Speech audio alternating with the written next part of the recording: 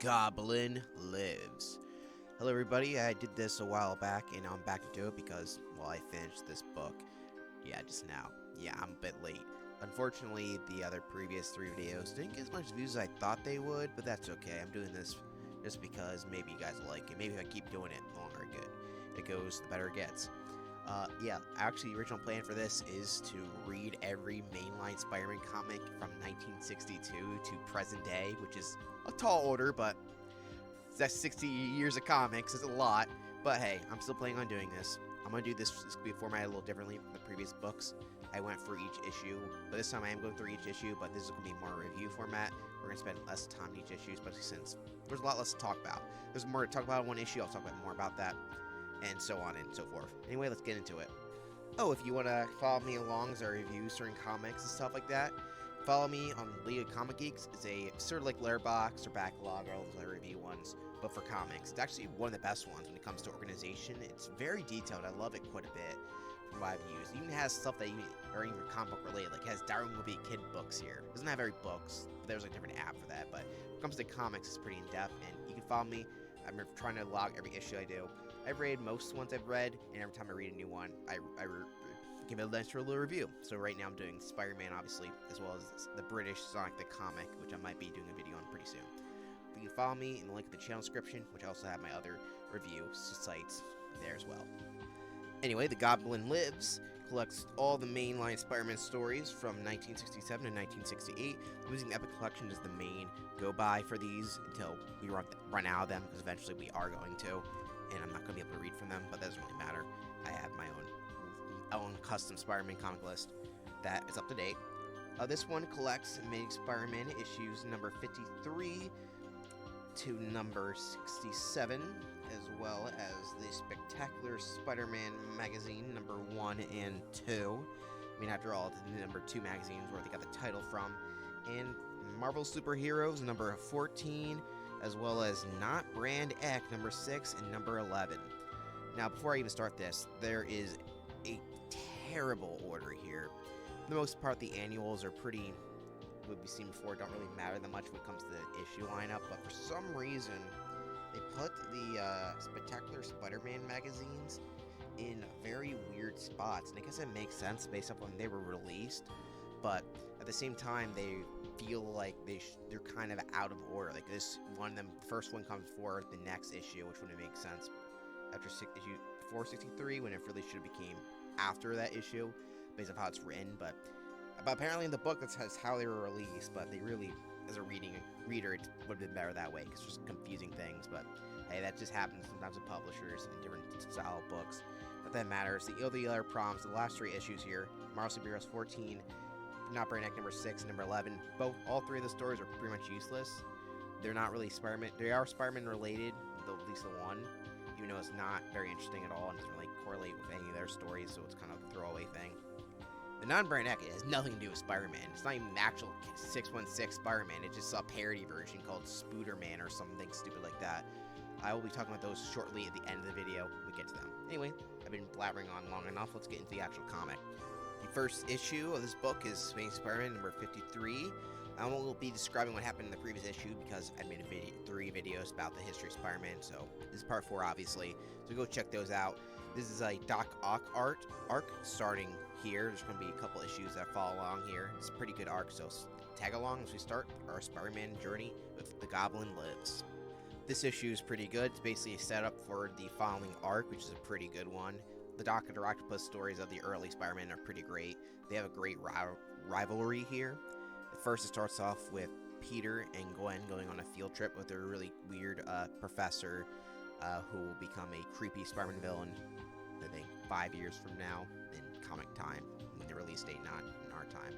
But yeah, they go to Science Invention, and it turns out that Dr. Octopus is here ready to steal a new weapon.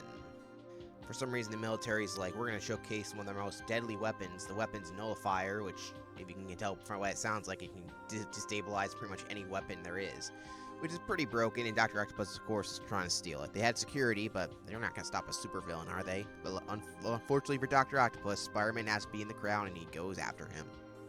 And of course, they have a lovely little spat over this. Spider-Man thinks he's being slick by putting a little tracker on Dr. Octopus, but it turns out that's the worst thing he could possibly do. But Dr. Octopus isn't just a dumb Spider-Man villain. He's not Electro. Is Electro dumb? I'm not a big fan of Electro. Anyway, he figures out it's there, and he's like, I'm going to set a trap for Spider-Man so he think he's so cocky. I'm going to blow him to smithereens. Unfortunately, Dr. Octopus doesn't know that Spider-Man has Spidey sense. He's like, wait, there's something wrong going on here. So let me try testing this out with a spider ball, and of course it explodes. Doc Ock decides that he's got to hide low since his old hideout was destroyed, which honestly enough, his hideout looks kind of similar to his hideout in Spider-Man 2 the movie. And essentially, he's like, I'm going to hang out with this old lady because she's renting a room, and that seems like a great place to lie low. Of course, that old lady happens to be Aunt May. Overall, issue 53 is a pretty good issue. It even has a callback to the last time we saw Dr. Octopus, and of course, one of the most famous issues, Spider-Man. I mean, how could you forget Amazing Spider-Man number 35, as Stan Lee says himself in the bottom there. It's also interesting to see John Romita's version of the events, right, because Steve Ditko obviously drew it. Overall, I give this issue an 8 out of 10, and there's more to come from this story arc, obviously. And the next issue follows up on the previous issue. That's what I expect from a comic. This is issue number 54. This issue continues on the idea that Dr. Octopus is going to take residence in Aunt May's house. Well, kind of her house. It's not really, because she moved out of her house to live with her friend, who happens to be Mary Jane's relative. I think her aunt or something like that. Yeah. Aunt May, for some reason, thinks Dr. Octopus or Otto Octavius, they don't say their real names at this point in the comics, but that's his real name, is a great guy, even though he isn't. Aunt May is just a complete idiot in the comics. Of course, Peter freaks out that his arch nemesis, one of his arch nemesis, he has a lot of arch nemesis, but Dr. Octopus, I would say is one of the big ones, is at his aunt's house, and he's like, get this Jack out of here. And of course, he realizes that if he can't showcase he is Spider-Man, or showcase that his aunt might have a heart attack because she can't take the shock because she has a very weak heart. They'll reference that a million times over and over again. And then my favorite part about this scene is that Dr. Octopus is threatening him like he's just a little kid, like, get the heck out of my business, even though he doesn't know that he's Spider-Man. It's kind of funny, actually. I love this scene quite a lot.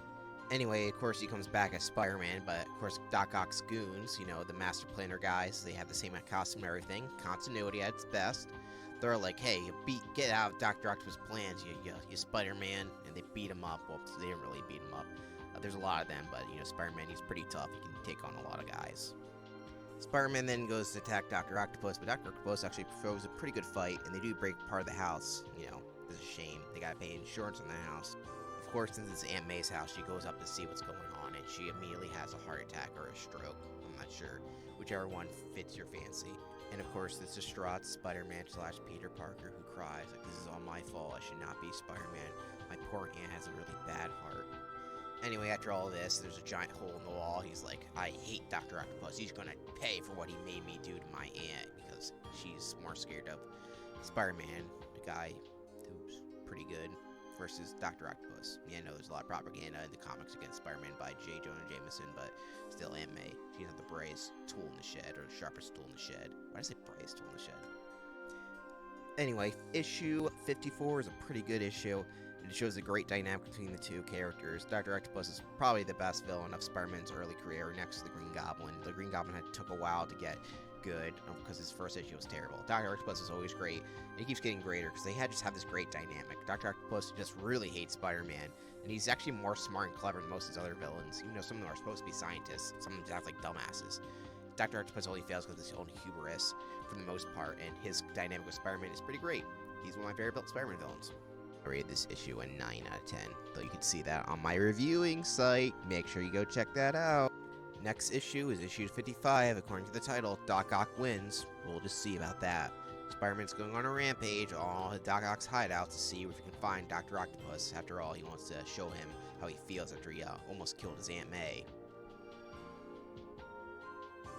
Anyway, the military are transporting the nullifier with the help of Jameson's son. They're all doing everything to protect it. They have a whole bit of setup just to figure it out, but Dr. Octopus, of course, is going to get it anyway. Using his craftiness, Dr. Octopus, of course, re-engineers it to be for his own bidding, so he can take over whatever he wants. And of course, the place he's going to go to is Stark Industries. Yeah, he's like, this Tony Stark guy, I don't like that. I'm going to take over his stuff, because he's got a lot of tech there. Just shame. He doesn't know that Tony Stark is Iron Man, but that's not really important for the story. Before Dr. Octopus can get into Stark Industries, Spider-Man stops him right in his tracks, saying, "You're not getting anywhere, Dr. Octopus. You tried to kill my aunt, or my aunt almost died because she was shocked by just seeing me, actually, but I'm blaming you." During the battle, Dr. Octopus is like, what if I use this nullifier on Spider-Man and see what it does to him? And it actually works pretty well, because it turns out that the nullifier is usually supposed to work on machinery, but because of the radioactivity in Spider-Man's blood, I guess, or spider sense, either way, something in his body makes it react violently. And what happens is Spider-Man gets amnesia. Yeah, he doesn't remember anything. And Dr. Octopus immediately uses this to his own advantage. He's like, "You actually work for me, and you're going to help me rob stuff." And Spider-Man's like, "Yeah, okay, I don't really know anything, so I might as well go along with you, pal." And that's how this issue ends, with the idea of Spider-Man having amnesia. All these stories are ending on cliffhangers, if you haven't noticed. This is a good issue, not as good as the previous one. I would rate it an 8 out of 10, in case you're wondering. A lot of setup, but it's going to have a good payoff. Trust me. The next issue is number 56. Spidey joins Doc Ock. This is an iconic cover, by the way. It's pretty cool. Spider-Man is now on the team Dr. Octopus, but he doesn't really trust him that well because of his spider sense is kind of there, but not really. He's very confused and out of it for the most part. Spidey and Doc Ock have a little bit of altercations because, well, Dr. Octopus claims to be his quote-unquote master. They seems to have a little bit of a clash. Like, even Spider-Man may know that he has a history with this guy, and not a positive one. This issue has the first appearance of a brand new character known as Captain George Stacy, who is the father of Gwen Stacy, if you couldn't tell by their last name.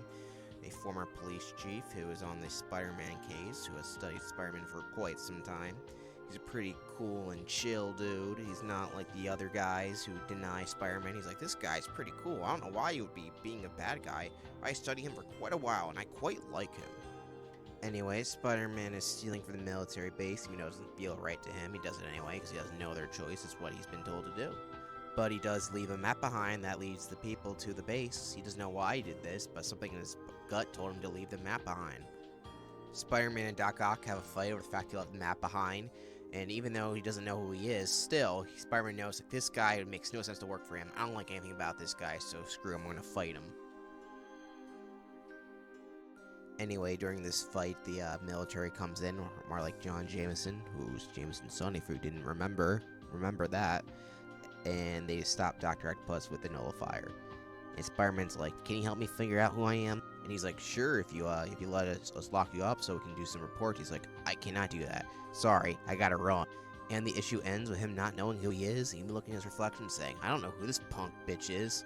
And that's how the issue ends. This issue is a pretty good issue, I would say, of the early ones. I'm rating it a 10, though it might be a 9.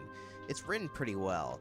The storyline, you can see what's going for, but each little dialogue that Spider-Man tries to piece back together what's missing. He doesn't figure out entirely, which I like a lot, but he also figures out what his personality is. Like, this makes sense to trust this Dr. Octopus guy, and I really like how it works that way. Amnesia can be annoying sometimes, but it works pretty well in this storyline, so yeah, I rate it 10 out of 10. Next-ish is Amazing Spider-Man number 57. Spider-Man's crawling around the city, stealing some sandwiches from some parties. Doesn't know anything about him, he just knows he's hungry, and doesn't know really anything. It's kind of sad life.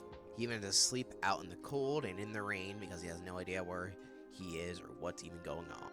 While some of the higher-ups in the government say that Spider-Man is not technically a criminal, he must be under some stressful thing here, the other people are like, "No, he's a criminal, we're gonna get somebody to stop him." And that person is Kazar. Yeah, everyone's favorite Marvel character, Kazar. He's just some wild Tarzan-like guy who was a saber-toothed tiger. That's all you really need to know about this guy. Jameson makes a deal with him for, I guess, money, or he doesn't really care about money, but he's like, "I'll give you something if you, get rid of Spider-Man." He's like, "Yeah, sure, whatever." Anyway, since everyone knows that Peter Parker's been missing, Harry Osborn finds a little spider tracker, and he comes to the conclusion that Peter was kidnapped by Spider-Man! Spider-Man goes all over the place to try to figure out who he is, and one of the last people he goes to is Jameson, who, once he realizes that Spider-Man doesn't know who he is, he's like, "I'm gonna make him unmask himself so I can see who he really is." Of course, this doesn't really end anywhere interesting in particular, because our favorite character, Kazar, jumps through the window and attacks Spider-Man. Well, issue number 57 has some interesting moments of Spider-Man trying to get clarity and going on the run, trying to figure out who he is. It's kind of fun stuff like that. Overall, the Kazar character isn't that interesting of a character, and you kind of wish it wasn't really there, and just all the other dilemmas of losing your memory were there over, oh yeah, this guy, Kazar, he's a great character. Go read him in whatever issue they're trying to promote at the time. So it's an 8 out of 10.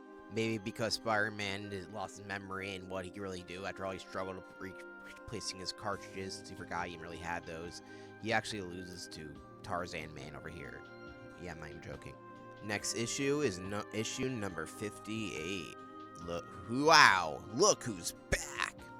Pretty anticlimactically, Spider-Man just wakes up after Kazar decides not to hand him over to Jameson. He's like, wait, I remember everything now. And that's it. Lame. And we get filler about Kazar hating guns before we even get to the Spider-Man action or the Spider Slayer returning, because we need more of this guy who really wasn't that interesting. Yeah. I don't like guns either, Kazar, but I don't really need you talking about this in my Spider-Man story, so bye-bye, see you later.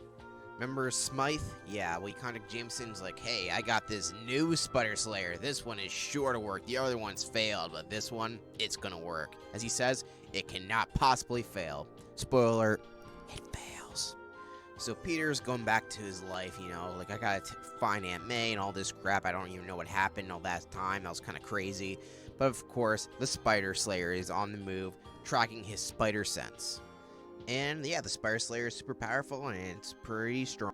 And even though it originally was piloted by Jameson, not really, just his face, Smythe's like, get the fuck out of the way, Jameson. I really want to kill Spider-Man after making my other machines look like shit. I'm gonna kill him. It's like, what? You're gonna kill him? Yeah, so Smythe over here, he's gone pretty much insane at this point. He just really wants to kill Spider-Man for his own personal revenge. It's kind of funny, actually. It's like, I'm gonna go back to your lab, because I looked up in the phone book, and as soon as he takes it over, and all the spiders, you know, they overload it, because like a spider's overloaded machine. I know it was tracking a spider's track, but my thing about that is that there's like a bunch of spiders, even in New York, so wouldn't the machine already track these? Why would it overload and explode? I don't know. I mean, I'm probably overthinking that. And oh yeah, finally, Spider-Man can go to deal with his personal problems with all the people. But yeah, it takes to the end of the issue for that even to happen. Even then, it doesn't really happen. He just goes back to his normal civilian identity. Looking back, this issue wasn't as good as remembered, even though I rated it an 8 out of 10 in my rating from when I first did it. But yeah, well, the Spider Slayer stuff is kind of fun. It's kind of only half the issue, and the other half is just dedicated to Kazar and his bullshit. I think Kazar's a terrible character, but the fact his amnesia goes away pretty much instantly, it's okay. I don't really care for it that much, though. I guess I'm going to keep the 8 out of 10, but it's close to a 7. The next issue is Make Spider-Man number 59. It's a pretty iconic cover since the first cover appearance of Mary Jane. It's pretty nice, actually. Quite like it. Peter is finally able to see his dear old aunt in the hospital. Yeah, she had another stroke. Are you surprised it's Aunt May? Unfortunately for Peter, though, since everyone thought he was kidnapped by Spider-Man, he has to make up some excuse as to why he was absent for so long. And he was told that, yeah, he was kidnapped by Spider-Man because he was taking pictures of him, but it's because Spider-Man was brainwashed, and yeah, that's his alibi. It works pretty well, though, actually. Spidey reunites with all his friends, and they're all happy to see him. They're all like, yeah, we're happy to see you. We thought you almost died. Wow, I love you. I love you, man. New York City to brainwash them. We don't know who it is. We got all these scientist men trying to brainwash people with cameras. And they're hiring people to work there, specifically hot girls, I guess, because that's why they hired Mary Jane. I mean, she is pretty hot, so I won't deny them that. And she unwillingly takes pictures of these guys, and that hypnotizes them to be evil. Thinking there's something fishy going on, Spider-Man goes to the backstage to find some goons. And he discovers that the guy who's brainwashing all these elites is none other than his old pal, the Kingpin, old Tubby himself. I rated this issue a 7, apparently, according to my thing. Yeah, it's pretty much a 7 issue. It's not bad, but I think it's better than the last issue, but I am going off what I rated. Yeah, 7. Next issue is issue number 60. And Spider-Man destroys the circuitry here, and it messes with his head. Spider-Man and Kingpin are having their nice little tussle between the sheets, maybe? Basically, it means that he's having some dizzy spells. It's like, oh crap, I can't do anything Spider-Man related for quite a while. This sucks. What also is bad is that Gwen's dad here is hypnotized to be evil! And he attacks Peter for questioning him, for judging him, for not liking the Kingpin, I guess. It doesn't really matter. This makes Gwen, of course, pretty pissed off at Peter. Like, get the fuck out of here, she says to him, and he cries, little bitch. So he goes out and it's like, I gotta stop him from, doing any more damage, even though he's hypnotized. It's kind of hard because he's the father of the woman I love, but I got to. That's Spider-Man's M.O.T. M.O. Why did I say M.O.T.? M.O. I don't even know what M.O. is. As Spider-Man, he fails to stop a robbery, but he's like, okay, I guess I'll send some pictures to Jameson, and he'll do some work for me, I guess. Because he sends pictures of a police chief stealing police records, of course. That's how this issue ends. Quite an interesting and, well, spectacular issue, or amazing, if you will. I rate this issue a 7. It's pretty good, but it's not the best. In fact, Spider-Man getting hit on the back of the head of a cane by an old man and that stopping him for a bit is kind of lame, even if his head does hurt. I mean, come on, Spider-Man, you're better than that. Next issue is issue number 61. Basically, this issue doesn't have too much going on for it. It's a lot of setup. But yeah, essentially the Kingpin makes the Captain Stacy here get kidnapped along with Gwen, and he's like, aha, you're gonna do this at this warehouse. The most notable thing about this issue is the fact that Norman Osborn over here is having some flashbacks about his old alter ego, the Green Goblin, which is a setup for a later issue. Well, that's issue that's the whole comic's named after. Well, this saga is, at least. While there isn't too much to commentate on here, there is some interesting stuff, like some dude dying and Spider-Man fighting against the Kingpin in this alley while trying to save 2 people that he knows, and one of them he loves and maybe wants to bang, but who knows what Spider-Man does in his free time. This is an 8 out of 10 issue. It's fine, nothing too spectacular going on, but it's still entertaining. I rate it based on the way I read it, and that's what I'm going based on, alright? That's where the ratings come from. 8 out of 10, and that's the final rating. The next issue is issue number 62. Yeah, most of this issue is about some hair care guy trying to promote his stuff by getting Medusa, who has pretty extravagant hair, living hair if you will. It's like, she'll be lovely for my promotion. I'm going to do that, and that's most of the comic. If you're wondering what does it do with Spider-Man, very little, to be honest. Issue 62 is one of those issues where we already saw the Kazar guy, but essentially, there's gonna be a couple issues like this where for Stan Lee, he's like, how about we promote one of her other comic characters? Is that a good impression? I don't know. And yeah, here's Medusa, who is an Inhuman, part of the Inhumans group, and she's attacking Spider-Man just because she doesn't like the human race, or maybe she wants to rejoin the human race, but anyway, these two characters really have nothing to do with each other in this story. But Stanley put in his Inhuman storyline into this comic anyway, because he wanted to promote the Inhumans. I don't know that they had a comic at this point, or they're just in Fantastic Four stories, but either way, they're here. Well, only one of them is here. So instead of being more focused on Peter's love life and him doing Spider-Man stuff, we're focusing on a bunch of other crap for some reason. Don't know why. Why do you always yell my name? Oh, so you're wondering why Spider-Man fighting the Medusa character, or they have no reason to fight? Well, it turns out the one guy who wanted her in a commercial, she left, and he's like, fight her so that I can get insurance or get her back or something like that. His plan sucks, in case you're wondering.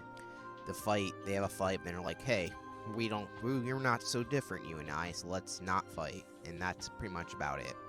Not a very interesting dynamic, to be honest, and we're missing out a lot of Spider-Man drama from real life or actual villains that usually have anything to do with him, because we have to focus on a side story. It would be an interesting crossover, but like I said, the characters crossing over don't have a lot to do with each other. It's kind of lame.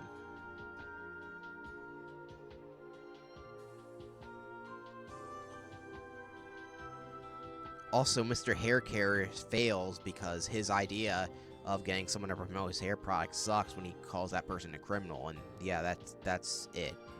Wow, wasn't that exciting? I'm sure glad we wasted our time learning about this guy. Just kidding. I do not care. This issue got a 7 rating for me. I guess I care like the other parts, but I'm pretty close to a 6, honestly. The next issue, we're getting something pretty interesting. It's called the Spectacular Spider-Man Magazine. That's where the Spectacular Spider-Man comes from, by the way, this magazine. There's also a comic series after this called that. But yeah, Spectacular Spider-Man started as a 2-issue magazine. There's longer, basically they're annuals, but I forget exactly why this happened, but Spider-Man's popular, so let's have a magazine. Didn't do too well because there's only 2 issues, but they're pretty interesting, so let's take a look at them. The neat thing about this magazine is that it's in black and white. Oddly enough, I actually think it looks better than the regular comics. Maybe it's because of the way the old ones are reprinted, but you're actually able to see a lot more detail because of just the pencil work, and the pencil work is just really good, at least in my opinion. This story, however, isn't the most interesting issue in the world, so we'll go over it pretty quickly. Essentially, there's some strong man that's going around, and it's like, I hate this new politician guy who's running for mayor in New York that everyone likes. And Spider-Man's like, hey, get the hell out of here, Jack. So yeah, this is a political issue. It's about political stuff, which I actually like those type of stories. Maybe I'm weird that way. However, there's not a whole lot of depth to it. It's basically just a crooked politician using lies about trying to stop crime while he's actually starting crime. And people say he's hot and sexy, but he looks like a straight-up villain. I mean, does this guy here, Rail? I think Rail? I don't know how to say it. Rayman, something like that. Rail, I don't know why I'm trying to say the name. He looks like a villain, and spoiler, he is a villain. Also, Peter's dating Gwen now. It doesn't make much sense since in the last issue we saw they were fighting.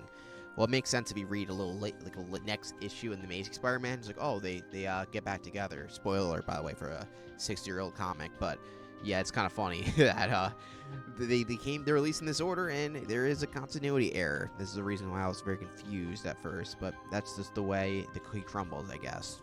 Oh well. Like I said, this story isn't the most interesting thing in the world. I wish it had a little bit more bite to the politics, or the guy just being plainly evil, trying to rig elections. I mean, that happens in our life all the time, clearly. But I think the one thing I like about this story a lot is just the black and white art just looks amazing. I mean, take a look at this panel here. There's so much detail going on, and honestly enough, it just looks better without color. I wish the main Spider-Man stories were like this too. I know later on they have better coloring techniques, but just the basic blacks and whites sometimes can just showcase a lot more detail than the color can.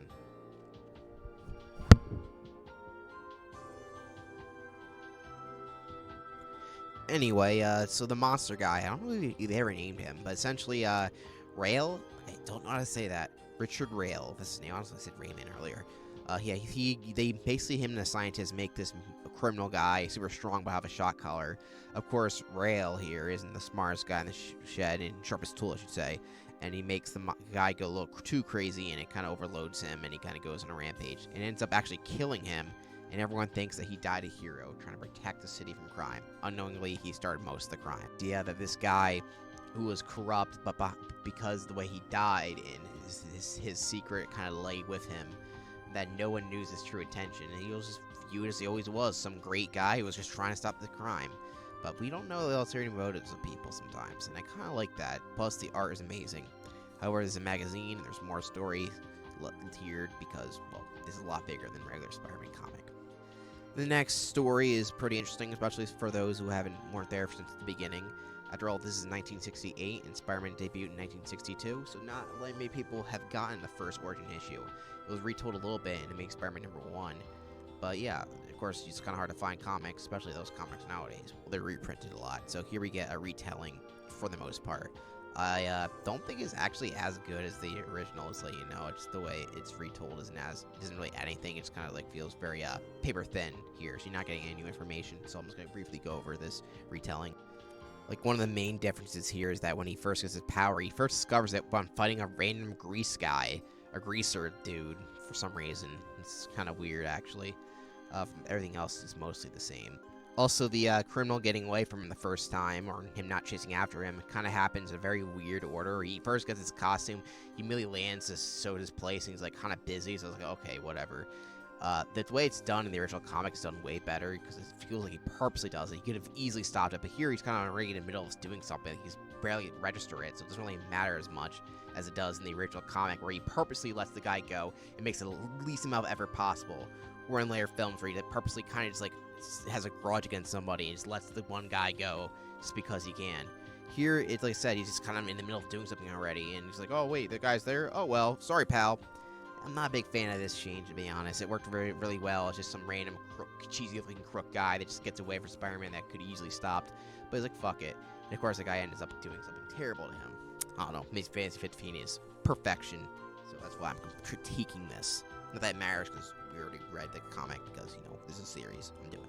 It's mostly the same after that for Amazing Fantasy 15 here, recreation. In fact, as you can see, these panels are incredibly similar to the one Steve Ditko drew back in 1962. And here we see Spider-Man saying the catchphrase, "A great power comes great responsibility." A lot of people associate that phrase with Uncle Ben, but he doesn't say it in any of the classic comics, believe it or not. That's something that the movies and I think Ultimate Spider-Man did. But yeah, here, so the narrator saying it's just Peter Parker himself. Yeah, that's about it. It's an okay retelling for the time. Some of the panels are copied verbatim from Amazing Fantasy 15.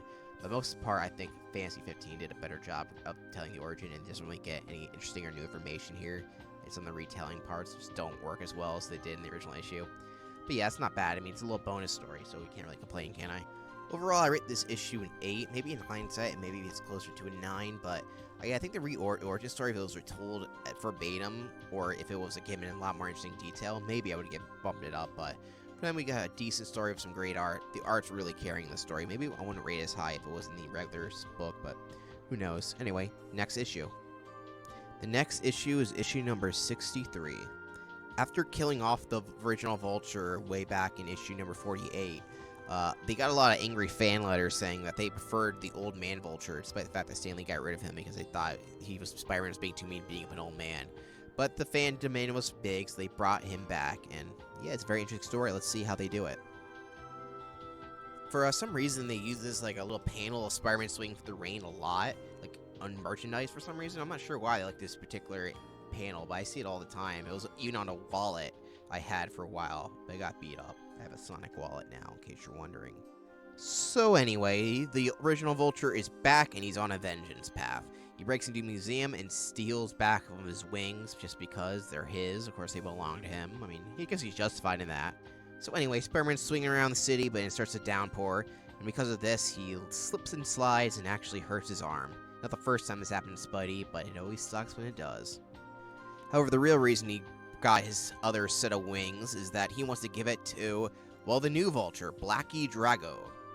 So it looks like they're flying together. I guess there's no hard feelings about Blackie Drago bragging about he's gonna not do a Vulture's request, but no, not really. You'll see a little later. During all this Vulture stuff, Peter is brooding, like always. He's like, I like Gwen, but she doesn't like me right now because what I did with her dad in the last couple of issues. But I gotta call her, and then she talks to her dad, and he's scared that he might figure out he's Spider-Man because she's smarter than, I guess. But, all his other stuff, that's not important. We got some Vulture stuff to deal with. Speaking of the Vultures, they have a conversation. Vulture, Adrian Toomes, in case you're wondering, they don't think they gave him a name yet. But yeah, he tells him the story of how he actually lived instead of died. So this is actually kind of funny. Even though we clearly saw him kind of die in the last issue we saw him, he was like, I was so pissed off and angry that you were going to fuck with me that my vengeance brought me back to life. That's how it's written. I'm not joking. And they actually bring the continuity back from when the Drago Vulture escaped. He's like, during this riot and all this police were chasing after you, I had a perfect opportunity to escape myself by taking a guard's uniform and running away. I was like, that's not badly written, other than the fact that, he came back to life because of his hatred for the new guy. Yeah, I thought wasn't his heart already full of hatred? I mean, he died saying, kill Spider-Man for me, please. So, if Vulture hates the new Vulture, then why did he give him his wings back? Well, see, Vulture, he plays fair for the most part, as we've seen in previous issues. He might be a criminal, but he always likes to have a level playing ground, it seems. Which is a very interesting character. I like the villains who are like that, kind of. He's like, I'm gonna prove that I'm the better Vulture, even though I'm an old man, and you suck ass, especially since you couldn't even take out Spider-Man when there's another guy fighting with you. Now, realistically, the old man should lose, just based off raw strength here and not any intelligence. Of course, he's probably more intelligent, but as we were told before, Drago is kind of a more vengeful version of the Vulture, and he's like more brutal and stuff like that. Those who are told, but no, he gets his ass handed to him. Because, as they mentioned before, the fans like the original Vulture better, and that's what we get, basically. And he decides to take pictures of the vultures fighting, but he immediately goes back into Spider-Man when he realizes that, oh, they're gonna kill people. I mean, what do you expect? They're both criminals, Peter. You should be Spider-Man, not worrying about taking pictures around Jameson. Not your smartest movie there. And it seems that someone has caught the vulture's eyes, none other than Peter Parker, alias Spider-Man. And he's like, let them kill each other off. They're not my concern. I love that, actually. It's funny. So Spider-Man gets in the fight not before the real Vulture takes out the new Vulture, essentially meaning that he is the victorious Vulture. And now he's after Spider-Man. And Spider-Man, remember, he has a bad arm. Uh-oh, what's going to happen? I rated this issue an 8 out of 10. However, I might redo it to a 9. I actually really like the concept. The only thing I didn't like is the fact that the way they get rid of the new Vulture is pretty quick. I like the idea, concept behind it, but it is pretty fun. So maybe it is an 8, but who knows? I think it is definitely one of the better ones that I've read so far in this comic. The next issue is Amazing Spider-Man number 64. The Vulture is after Spider-Man, and Spider-Man is having trouble with his broken arm here, so he's got to play tricks on the Vulture. Now, Vulture, as we probably established way back then, I always thought was one of the weaker, not based off the character, but the actual abilities. Like, compared to the other villains, he's nowhere near as the strongest villain, and we've seen that multiple times, so he always has to have something in order to help him fight against Spider-Man. He's an old man after all. So yeah, Spider-Man has a broken arm, and that's what's going on here, though it is a pretty interesting fight, I will give it. There is a part of the fight where he actually gets knocked into the Daily Bugle building, and Jameson, of course, yells at Spider-Man for knocking rocks and crap at everybody here. It's kind of funny. I mean, this man hates Spider-Man so much, he's willing to grab him just so the Vulture can attack him. Like, come on, Jameson, you're not that delusional, are you? But I love it. It's great. Oh, and Mary Jane has a new haircut. I don't like it. So Spidey gets his ass kind of beat here by the Vulture, though Spider-Man has the last laugh after he presses the button on the suit that makes it malfunction. Vulture isn't the sharpest tool in the shed. Well, he's actually smarter than some of the other Spider-Man villains. Not Dr. Octopus or Green Goblin, but, you know, Electro and Sandman, I guess. The issue actually ends on an interesting note where Spider-Man passes out and the crowd surrounding him like, should we unmask him? Let's do it. And that's how the issue ends. Yeah, this issue is definitely good. It doesn't have some little minor problems that have the last issue. It's just a very threatening fight between Spider-Man and a villain who's really out for vengeance this time after he defeated the other Vulture. And Spider-Man's really limpered because of his arm and worrying about civilians all the way. It's a very well tight issue. I like it quite a bit. 9.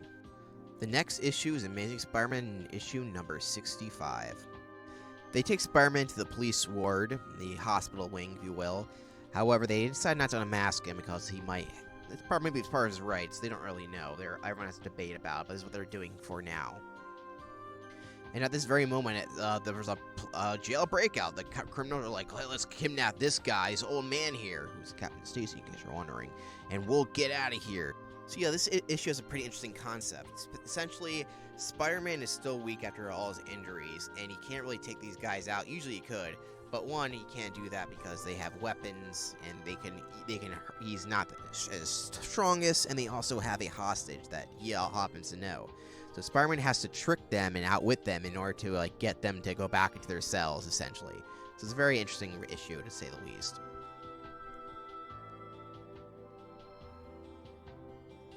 One of the ways he tricks the criminals is by saying, I'm actually a criminal too, and I want to help you guys break out.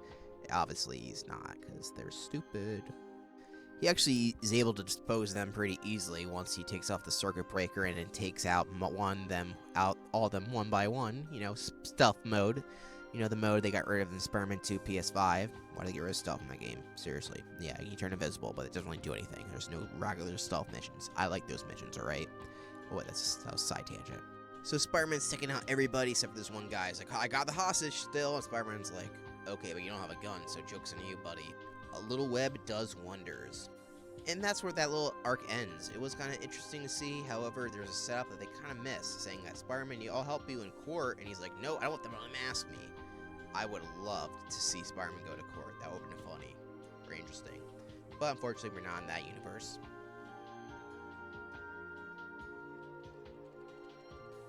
Very interesting concept for an issue, and I think it's okay. I feel like it could have been done a bit better, but for what we do have, I like it. I would say it's 8 out of 10 issue.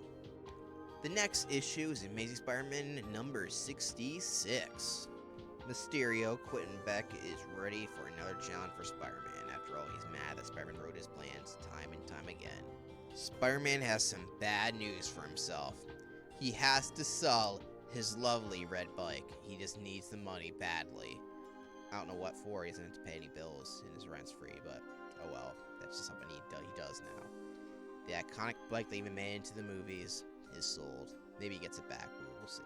Also, Mysterio is running around town like, I'm here, Spider-Man, come and get me, come and get me. And Peter's like, no, I don't really give a crap. I'm not dealing with Mysterio right now. Let the cops deal with him right now. This issue is important, though, because it's the first time Peter and Gwen decide that they are going to start dating after her dad cleared up what happened. He was brainwashed and he was just only helping him out. And she decides, like, I like this guy quite a bit and we're going to start dating. Just like that. It's okay, whatever. At least they're doing something rather than, oh, I don't like you, why? Stuff that Stanley loves to write, and also Mary Jane is better than Gwen Stacy, at least in the comics, but that's just my opinion. So for some reason, he hears Aunt May scream, I think, but not really, and he decides he's gonna break open the door way too forcefully. And you would think it's a little side note that they don't really mention the rest of the issue. However, they do mention it in the next issue, which I love. Like one of the guys comes there, like, why is the door hinge broken here? I kind of like that detail, that's why I had to mention it here. No, the real reason Aunt May's screaming is because there's a guy on TV, Mysterio, and he's like, and Aunt May's scared of this fishbowl head man. Aunt May, early on in the comics, is not a very strong character, if you couldn't tell. So Mysterio giving Aunt May another mini heart attack makes Peter pissed off. I'm gonna go after this fishbowl head and see how I really feel about this Jack. Why do I say Jack? Jackass? I don't know. Is it Jackass all getting demonetized? So Spidey fights Mysterio in all this smoke and mirror area. It's like, come on, give me a fair shot at you. And then he shoots a little gun at Spider-Man. And you can tell he shot him because of all the red smoke around him. When he wakes up, he realizes that he's all small and Mysterio is big. And that's the end of this issue. This issue has a lot of setup for the next issue, though it does have important things in it. It's just that it's alright. I would give it a 7. The next issue is issue number 67. This issue mostly deals with the fact that Spider-Man is now small, and he has to dodge all Mysterio's attacks. It's fun, but there's not a whole lot of meat and potatoes to that. It's just one of those issues like, oh, it's cool to look at. This is one of those you just gotta go read for yourself, and there's plenty of ways to read it, so go out and find it. There's this scene where Spider-Man looks at himself in the mirror, like, oh, I'm stuck in a mirror maze.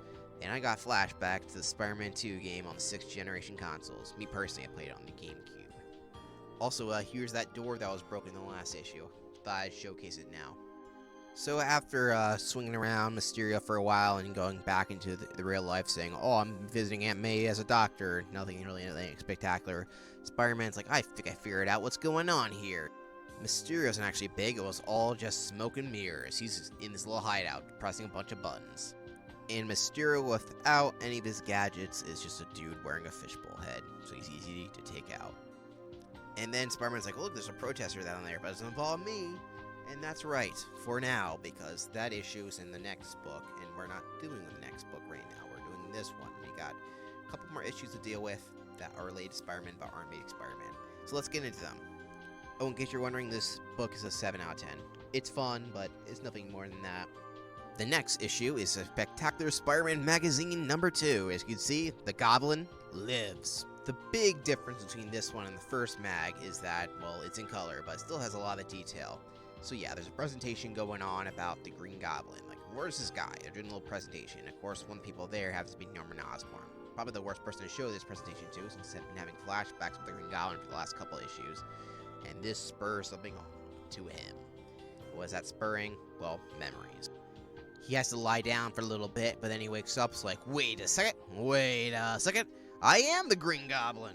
Uh-oh. So Norman, of course, has gone insane, and he's the Green Goblin again. He's gonna go out for, what else? Revenge! And instead of attacking Spider-Man, the Green Goblin decides he's gonna stalk him and fuck with him, which is great. That's why I love this villain so much. And as Norman Osborn, he invites Peter and all his friends, including his son, to go to his party just so he can intimidate the fuck out of him, basically. Even during his handshake, he decides to grip it super hard just to fuck with him. I love this shit so much. He's like, so what do you do for a living, Peter? You swing around the city often? Stuff like that's great. I love this, because you don't see a lot of Spider-Man villains, like I said, well, he's the only villain so far that knows his secret identity, and he's purposely fucking with him now that he remembers all his shit. He's like, yeah, I can reveal your secret identity to all these fuckers right here, so fuck you. With this, he's able to lure the Goblin out, and so they can leave the area and have them fight mano a mano. Though Peter's like, once again, like, how am I gonna stop him from revealing my secret identity again? Last time I was lucky, this time, I mean, what the hell? Though he outsmarts the Goblin by making a little smoke bomb, make it seem there's a fire, but there really isn't. The Green Goblin basically has a bunch of tricks up his sleeve, even has a new pumpkin bomb that gives him hallucinations and just to fuck with him. And they're lovely illustrated, by the way. I mean, take a look at this image. I mean, I love how it's illustrated, it's so great. Which he proceeds to do. Though through his willpower that Spider-Man has a lot of, he's like, I'm gonna shake this crap off and I'm gonna beat the crap out of you, Goblin. And when he does so, he actually has a pretty clever idea. Using the Goblin's own pumpkin and acid bomb trip, he actually gives it to him to make him also hallucinate like he did a while back. And this fucks with his already fucked up mind, essentially. Especially when he tries to put subliminal message in his head that you gotta ignore all this stuff, like be scared of the Green Goblin and Spider-Man to try to get him back to being Norman Osborn. And I kind of like this workaround. It's not really the same as using his own insanity against him in a really creative way. And that's where the issue ends. There's a teaser for a quote-unquote next one, but this magazine didn't do too well because Spider-Man just worked better as an issue character. And that's okay, even though the artwork was great. I mean, we already have a Spider-Man annual. We really need these annual, like, issue magazines anyway. But yeah, the story inside was great.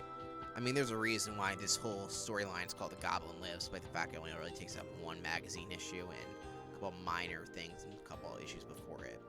Green Goblin is one of Spider-Man's best villains, and this issue kind of showcases that. It's one of the best written and best illustrated, making it the best comic in this whole comic collection from this era of Volume 4 we're on. So yeah, Goblin Lives, 10 out of 10. The next issues are essentially bonus issues and should not really matter at all. But yeah, Marvel Superheroes 14, the book even says, which is a little bonus issue you want to throw in. It's not really worth going into, but since it's included, I'll take a real quick look at it. This story is just utterly bizarre. Some psychic guy decides that he wants to mess with Spider-Man's life and gives him psychic problems, and he makes him go to New Orleans. Apparently, he has a voodoo doll of Spider-Man, and he sends it to the United States Post Office. Why does he do this? Somehow this will show the world that he's defeated Spider-Man, because I guess seeing a doll of Spider-Man will make people think he defeated Spider-Man. Does this plan make any sense? No, not at all. In fact, it's really terribly written. Despite being broke, he's somehow able to afford a plane ticket all the way to New Orleans to go to Mardi Gras. I'm not even joking.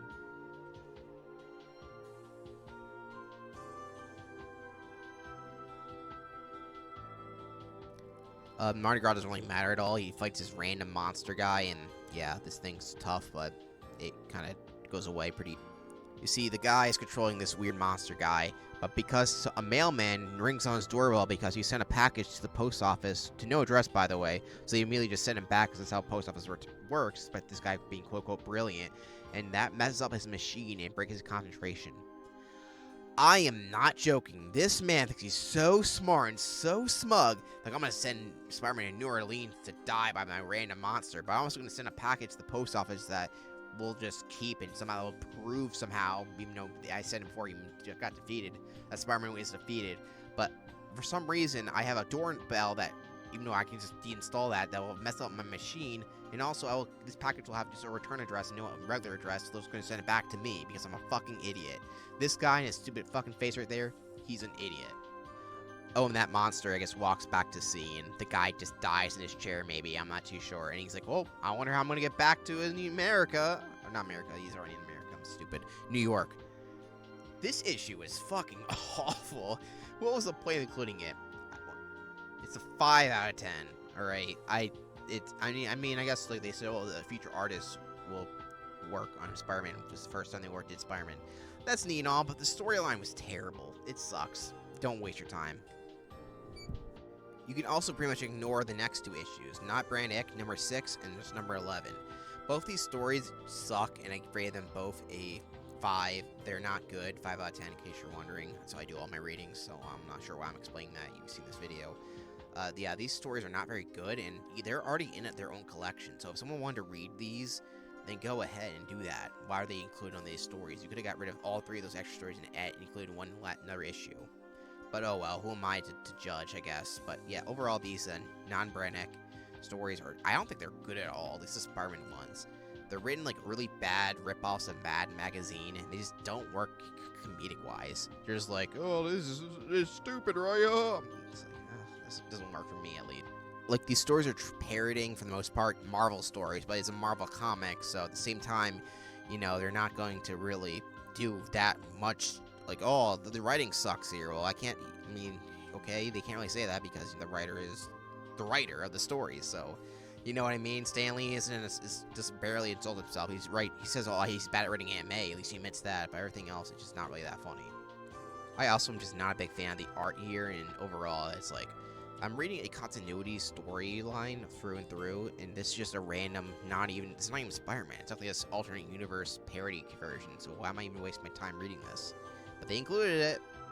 This book is just about how this knockoff Spider-Man wants to marry the Wasp, or the Wisp for some reason, and then she dies immediately. I guess that part's kind of funny, but the rest of the story sucks ass. But at least they remember the Chameleon existed.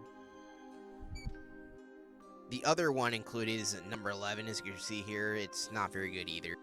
And then the other issue, which is the one here, is about, I guess, the comic book of its like studio. None of the jokes land, and they kind of fail, but it leads shorter than the other one. So I guess it's painfully, it leaves you out of your misery pretty quickly. But then at the same time, why even include this at all? Yeah, pretty lame. Luckily, we won't have to deal with any of these anymore. Like I said, they're pretty pointless to even have here anyway. But yeah, they decided that Not Brand Ick didn't really sell that well. I mean, I can see why. It's not very good. So after like issue 15, I think, they stopped doing it, and they had a reboot in 2017, I think.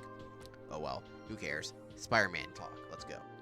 And that, ladies and gentlemen, was Amazing Spider-Man number 4, I guess, what we're counting it. I'm getting based on the books because it's the easiest way to find collections. Though, as you'll see later on, I'm going to run out of books because they're old. They haven't even released most of them. They do it out older. So it makes it hard to even find some of these books. Like, I give you my money, but I'm not rebuying some of the ones I haven't got. I'd love to have the Goblin Class Stand book, but I can't get it because it's too expensive. Oh, wait. I digress. But yeah, overall, I would say this book is good. However, I would say it's probably the weakest we've seen so far, at least in terms of story. Well, the Doc Ock storyline was fun, and so was the Vulture, and the Goblin Live storyline was peak. The rest are fine, and some of the back stories are great work. However, there's a lot of setup for some other Marvel characters that were unnecessary, and some lines that just didn't, plot lines that weren't as good as others.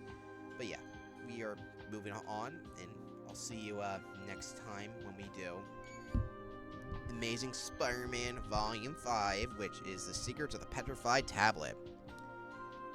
I don't really have anything else to say. I feel like when I reviewed them, I have closing thoughts on it, but that's pretty much all I have to say about that. Thank you for watching. Would I recommend the book? Yeah, if you can find it. I'm not sure if it's out of print now. These epic collections go in and out of print so often, infrequently, it's insane. I kind of hate that, but yeah. I do like having the physical copies of them, though, so that's nice. So, yeah, you can find it. You can read these on the Marvel thing if you won't have that, or you can do it some other ways, maybe. I don't know. Maybe there's some easy ways to read comics online for free that technically isn't legal, but there's nothing stopping you from doing so. Though, I always prefer reading the actual books.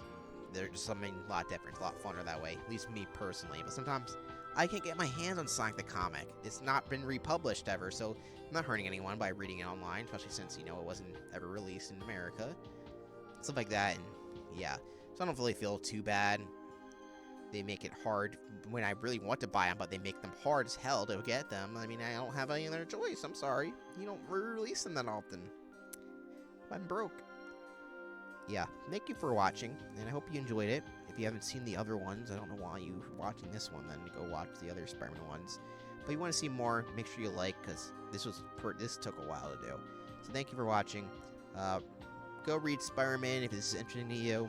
I do think it's fun to read. I will be trying to do every one. I'm reading the next book as we speak. But yeah, What's your favorite issue? I think I already made it clear that my favorite was the Goblin Lives storyline, Spectacular Spider-Man. Least favorite, I forget which one that would be. Maybe the Medusa one. That was kind of weak. But yeah, thank you for watching, and I'll see you next time.